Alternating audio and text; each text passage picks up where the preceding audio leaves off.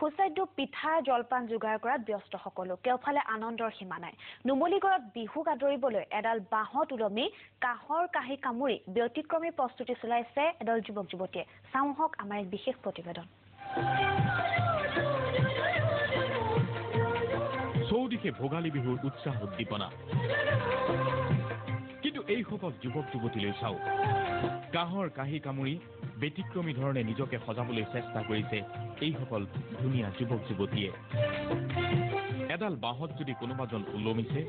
আন কোনোবাজনে আকৌ নিজস্ব ধৰণে নিজৰ কলা কৌশল দেখুৱাবলৈ প্ৰয়াস কৰিছে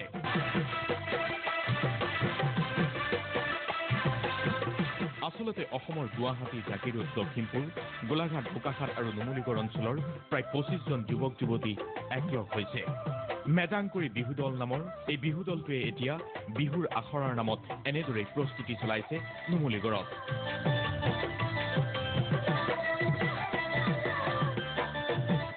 আমি গোটেই দলটিয়ে অসমৰ হেৰাই যোৱা কলাকৃষ্টিসমূহ ধৰি ৰখাৰ মানসেৰে আৰু তেওঁলোকক সেই কলাকৃষ্টিবোৰ সজীৱ কৰি ৰখাৰ মানসেৰে আমি এই প্ৰচেষ্টা হাতত লৈছো আসলতে এডাল বাঁহৰ ওপৰত ওলমি ধুলিয়াই ঢোল বজোৱা তথা ধুলিয়াই বহুকেইখন কাহি গাত ওলমাই মুখেৰে কামুৰি যি প্ৰদৰ্শন আগবঢ়াইছে সেই প্ৰদৰ্শনে সকলোকে আকৰ্ষিত কৰাও পৰিলক্ষিত হৈছে